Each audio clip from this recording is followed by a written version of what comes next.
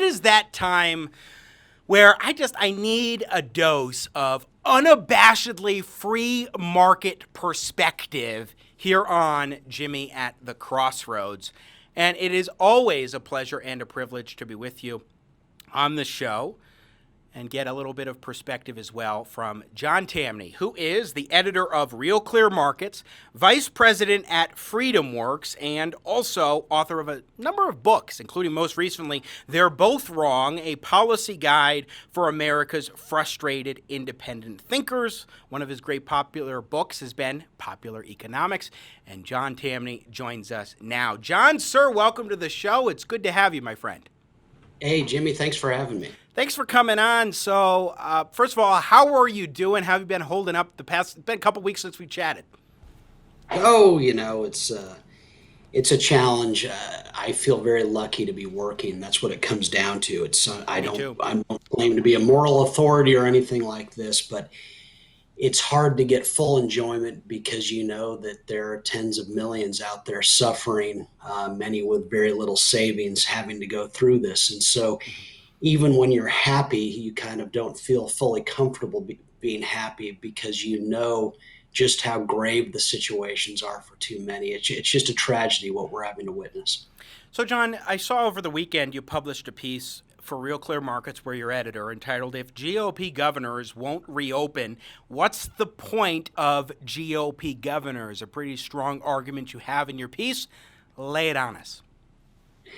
Well, let's remember what is traditional Republican rhetoric, and it's rhetoric that probably I can speak for the both of us that we agree to, at least rhetorically, that personal responsibility, that we're adults, we can look after ourselves. We don't need other people to hold our hands. We don't need people to tell us not to do things that might harm us. And so Republican governors should be very clear that even if the virus that is before us is incredibly lethal, precisely because it is. We don't need a government telling us not to be careful. We can do that. We have businesses, we have jobs, precisely because we want them to succeed, precisely because we want to keep getting paid. We will do those jobs maybe in a different fashion, run the businesses in a different fashion. If Republicans aren't going to have unfettered freedom so that people can fight the virus with economic growth, well, why elect Republicans? Because we know the other party that promotes the nanny state, Republicans, are they going to do the same? I guess. So you reference Alexis de Tocqueville, who, of course, notably had visited America and offered a lot of thoughts on our country. Why did you bring him up? Why bring up some historical figure from the early 19th century in your piece? Well, for a couple things. For one, it's a reminder that people who used to work in government used to not work, or who work in government didn't always. There are people who used to be in the private sector, presumably.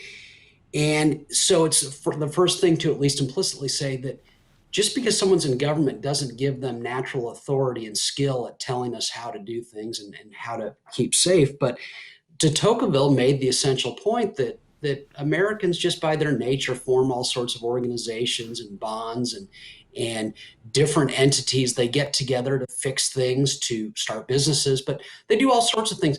They don't need government to tell them to not act in careful ways with a new virus that we don't have a vaccine for, that we don't quite understand. They don't, by extension, need government to tell them to be careful with that. They would do that on their own. And so if you didn't have cities and states and national politicians creating policies, Americans would create them on their own. They would figure out ways to deal with this, and probably very innovative ways that would have us much better situated for figuring out what the virus is and then solving it. One thing that you and I have talked about before, in fact, I referenced it on this show in regards to an entirely different topic on Friday. We've talked about some of the wisdom from the great late, speaking of the 19th century philosopher, economist Frederick Bastiat from France. And one of the things that he talks about, particularly in his writing, That Which Is Seen, That Which Is Not Seen, are the unseen consequences of government policies. If they could make a case that, yes, these shutdowns are actually saving lives, and it's been much more effective for the government to contain the spread using those shutdowns than otherwise. Let's just say that that case, which hasn't been proven, but let's say that that case has been demonstrated. At the same time, we must keep in mind that with every single government policy, there are unseen effects. I've talked about the broken window fallacy. Broken window by a vandal. Oh, that's great, because then it means that suddenly you're going to have somebody who's going to come in with glass that they had to get from a glass manufacturer and put up the glass, and the money flows out into the economy because of that. But the business that had the glass window busted open, what were they going to do with that money that they now have to use to pay back, to pay for the glass replacement? They might have gotten a new computer, might have hired a new employee, have to delay those purchases now. The same thing happens for an economy. Government makes a decision that you think, oh, this is going to be good. There are all these unseen consequences, which the private market can account for, the government cannot. Oh, yeah, what you say is so important. What I saw something in the Wall Street Journal today that alcohol consumption is up 26% amid this. How many people are soothing themselves with something that could harm their health in a much bigger way long term? Can we be clear that unemployment frequently leads to suicide? Frequently, it leads to domestic violence, if you believe certain statisticians. Poverty historically kills. And so you look at that in the bigger picture. Okay, let's agree that a lot of Americans have savings. Okay, and so they can, to some degree, get through this. They've got enough money to tide themselves over while the government is fighting the virus for us. Okay, but if they were still working, they wouldn't be spending all those savings, and those savings would be directed by financiers and other intermediaries to greater growth-inducing uses. What presently 30% of Americans have the capability of working from home. But imagine what would happen if instead of consuming all of our savings, we were investing even more of it. Maybe 20 years from now, 70% of Americans could work from home, so that if a true virus came along that was wiping people out by millions, we could have a stay-at-home order that wouldn't cause people to lose their jobs by the tens of millions. The unseen of the government shutdowns are endless, and they're potentially very lethal. Well, I would quibble a little bit and say this is a true virus, but I get your point, to be sure. It's if we had something that was like the Black Plague and it was absolutely uncontrollable and you had no choice but to be in your home, we need to be able to allow that innovation to foster. And let me just be clear. I've never denied the existence of a virus. I'm Right. not one of these deniers. And in fact, in my case, precisely because I have no medical expertise, if you read my stuff, I've generally said, let's assume the worst. Yeah. But precisely because we're assuming, let's assume Imperial College, they've since been walked back, but those pronouncements, millions of Americans said, if you believe that, that's all the more reason for freedom, because free people are much more productive and they create wealth. You go back to when John D. Rockefeller had a grandchild, scarlet fever, felled that grandchild. He spent all sorts of money seeking a cure, couldn't get it. Capitalism finds cures for all sorts of former killers all the time. Pneumonia used to be the captain of men's death. It's no longer. And so if health is the question, the answer is always freedom, simply because it will produce the resources necessary to solve the health problem. Now, you and I are both admirers of billionaires because they have created wealth. They've created wonderful things like Microsoft, for example, has revolutionized how we live our daily lives. No two ways about it. But at the same time, a lot of times folks look to billionaires for public policy ideas. And so I want to play a snippet. This is cut 6 of Bill Gates on CNN in the last couple of days, where he was asked about deadlines for coronavirus and some of the timing questions here with regards to reopening. Take a listen to this. Well, we know that if we do these extreme social isolation measures, we get the reproductive rate below 1, which means that the total number of active infections starts to go down.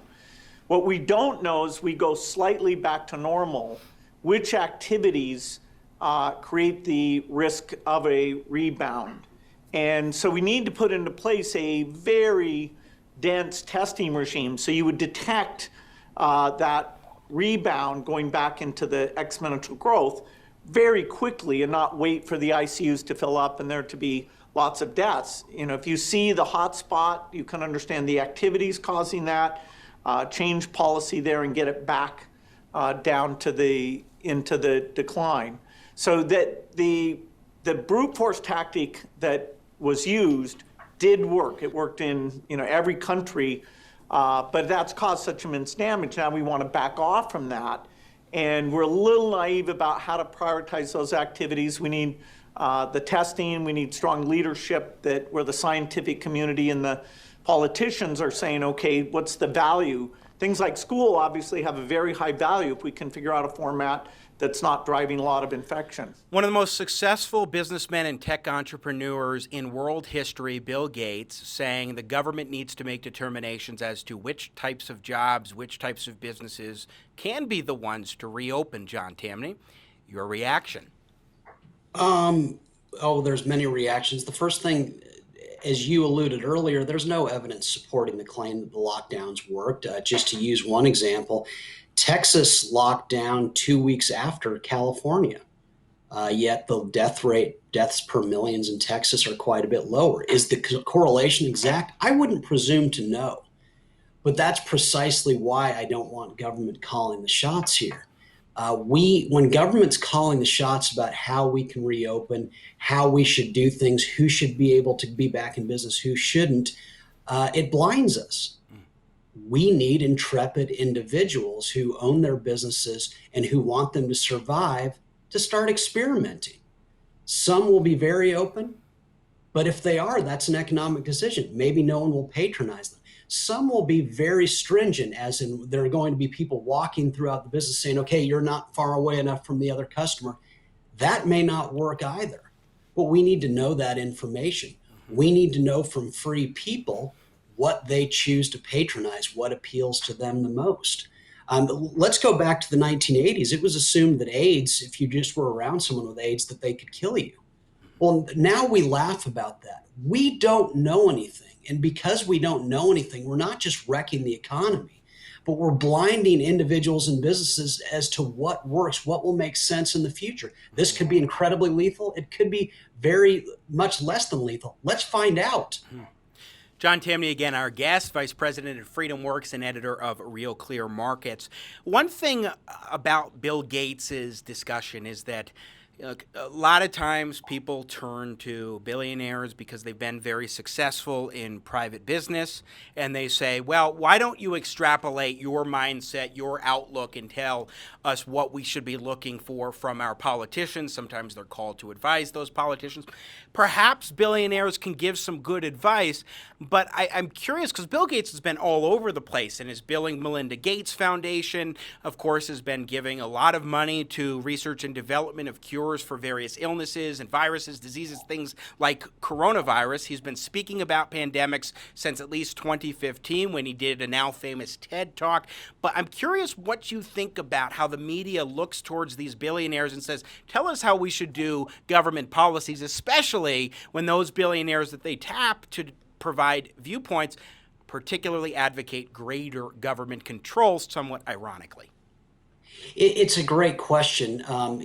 Can we point out that probably if there were billionaires saying, hey, step aside and let free people do what they're supposed to do, suddenly the media wouldn't have such excitement about billionaires saying it.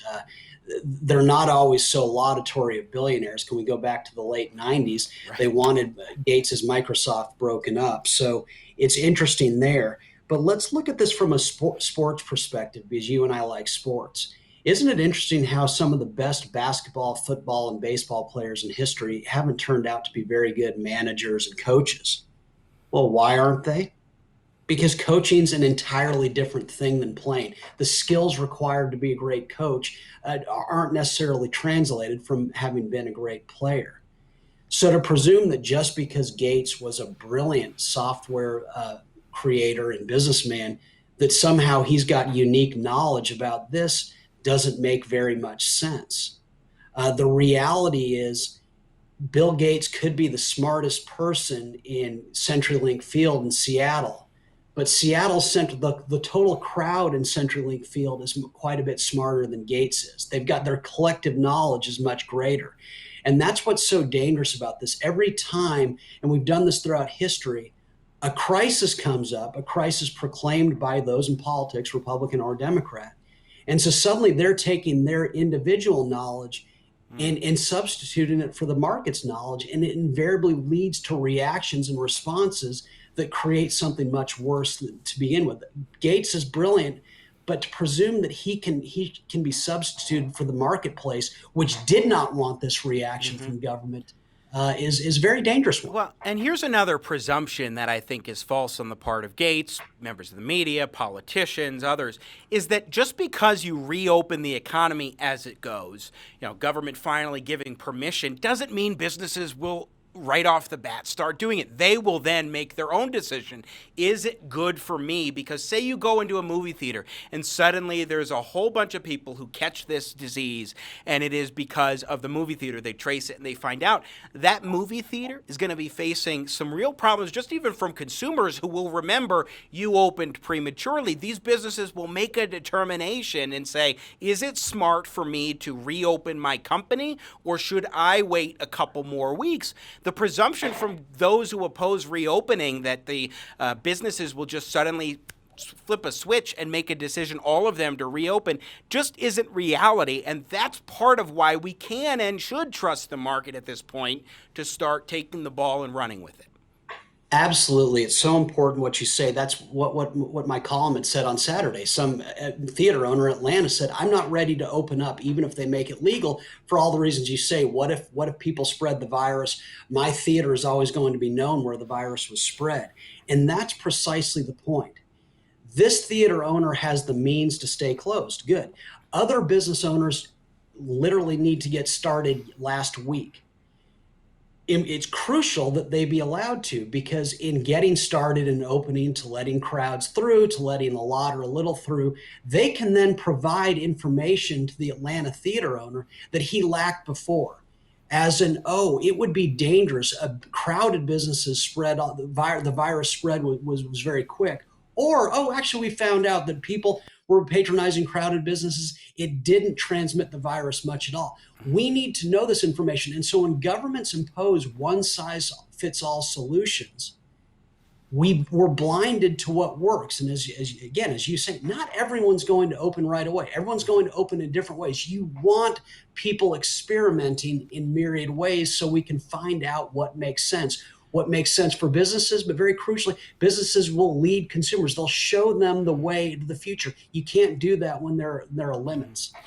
John Tamny, again, our guest from RealClearMarkets and FreedomWorks. Let's talk about some big government Republicans I've heard have said, well, we have to have all this spending right now from the government, more than what we've got. I mean, I have said, fine, if the government's going to shut things down, then you need to provide some relief to help people get through it. But there are those who are saying, you know what, we should shut down. They're Republicans, actually. They're not many, but there are some who are saying we should have these shutdowns persist longer because they believe the policy is necessary to do it. And we need to really ramp up the spending because we cannot allow Donald Trump or the Republicans, or you should if you want to keep the economy going and alive to some extent, and you don't want to become Herbert Hoover and lose a heck of a lot of seats in Congress. They lost well over 100 seats, the Republicans did, in Congress during that midterm election cycle. And so, you look at what's happening here and they say, don't become Herbert Hoover, go ahead and spend more. What did Herbert Hoover actually do when he was president during the onset of the Great Depression time period? Hoover got together with Congress and doubled government spending, massive increases in spending. The top tax rate on Hoover went up from 25 to 62%. Hoover signed into law in 1930 the Smoot-Hawley tariff, which put record levels of taxation on 20,000 plus different foreign goods. Hoover was massively for big government. He was George W. Bush to Barack Obama's FDR. Yeah, I've said that too. That's exactly right. He was FDR 1.0, or like the prequel to FDR. Hoover was very much a big government guy. Furthermore, it's a non sequitur. Implicit there is that if governments don't spend, that people won't spend. No. If I don't spend, I don't stuff it under a mattress. It's in the bank and it's being transmitted to someone else who has immediate spending needs. Or better yet, it's being transmitted to someone else who needs resources to grow their business in the form of investment. There's this idea among Keynesians and politicians that unspent money just sits there. No, it's just directed to its highest use. So when they say we need a targeted stimulus, what do they think investors do every single day? Now, no Republican would say government must spend trillions and trillions during good economic times. Well, so why on earth would they say it during bad times? This is when you want people to be spending the least so that there's massive amounts of investment funds flowing around that can be directed to a higher use. Tens of millions unemployed. What creates jobs? Investment. So you want government, you don't want government to play the big capital allocator right now. Government's track record as an investor is tragic. And so you want government pulling back. That's why historically, when recessions are untouched, when governments do nothing, the economic rebound is so massive simply because a massive amount of capital formation starts taking place. People are scared, they spend less, hence there's more capital available for businesses to grow. Well, one important thing that I think we all need to keep in perspective, John Tamny, is the fact that, look, history is a good teacher. It is the best teacher of what has happened and what can be done.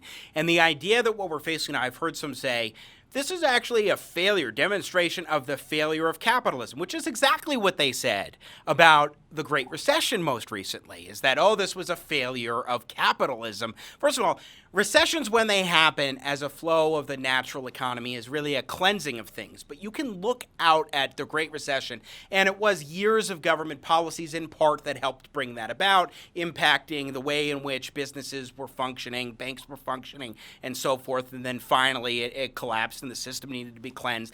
But now in this particular situation, we have a virus, and the virus has then brought the governments to say, hey, we're going to shut things down, and then the economic crisis is following primarily government decisions. Now, that's not to say that everything is a natural flow of the government shutting things down, because as we were talking about before, had government not shut things down, some businesses would have slowed their activity. But to put this at the feet of capitalism in any way, even the smallest, most minute way, is just nonsensical. Of course it is. What did capitalism have to do with this? 6 weeks ago, were we having these discussions? 7 weeks ago? No. What happened was that government went from having a largely non-interventionist approach to the economy to command and control. And the predictable result was tens of millions unemployed. You're right. In response to a virus, it's entirely possible that businesses would have shut down to some degree, or they would have limited the number of customers coming in. I doubt anything like this, but you don't just get 30 million plus Americans unemployed. That's always and everywhere going to be the consequence of a government overreaction to something that was never that scary to begin with. In the capitalist free market, what would have happened is businesses would have said, okay, wait a second. People are afraid of this to varying degrees. We're going to make adjustments so that we can meet their needs. We will stay in business, of course, to meet their needs. The capitalist system was not allowed to work. Instead, one size fits all command and control. So please, let's not blame it on capitalism. But invariably, that's what they do. And that's what's so important about the present. What I keep arguing to people is we need to get control of this narrative now. Yeah, and there are a lot of people. Yeah. Yeah, I think you're right. And earlier I made this point to Jenny Beth Martin from Tea Party Patriots, is that I hope that the lesson that we learn here, when all is said and done, is one that we must distrust and have a healthy distrust of government, not the opposite. Some are saying, oh, this crisis demonstrates that we need a bigger government. We need programs like Medicare for All and others so that when we have a crisis hit, we can manage it better. My view is we should learn that government, not just that it shouldn't be there for you and that we shouldn't rely on government, but that you actually cannot rely on government to provide for you in the midst of a crisis. The final question for you, John Tamny, is do you think that this crisis will lead us to having the lesson of more distrust in government or more trust in government? Obviously, it's a great question, and obviously I'm biased. What I've written is that if you're not an anarchist after this, then you need your head examined. Ha, ha, ha. I think so. I think there's going to be more mistrust. I think people see that the elites were sitting there from their fancy houses talking about how you can't get back to work, you can't do this, while the common person was put out of work. I'd like to think that the level of trust in government will plummet over this, since this was so clearly a consequence of their errors. And I'm also more optimistic that this time we will have more people like you, me, and countless people we know making sure that this narrative takes hold. Quite unlike the 1930s, the myths about the 30s persist to this day. The myths about 2008, we owe it to ourselves, we owe it to freedom to control this narrative. This has been a Tuesday with Tamny. That is John Tamny, editor at RealClearMarkets, vice president at FreedomWorks, and most recently author of They're Both Wrong, a policy guide for America's frustrated independent thinkers. John, my friend, thanks for joining us and sharing your unabashedly free market thoughts today. Be well and healthy to you and your family. Thank you so much for having me, Jimmy. Great show. Thank you. Again, John Tamny joining us here on Jimmy at the Crossroads. Thanks for watching this clip from Jimmy at the Crossroads. You do not want to miss a minute of engaging, intelligent talk. Subscribe today to the Jimmy at the Crossroads YouTube channel, and you'll be sure to catch our live broadcast. I appreciate your support. I got Jimmy at the Crossroads, making sense out of no sense. Yeah. Awesome.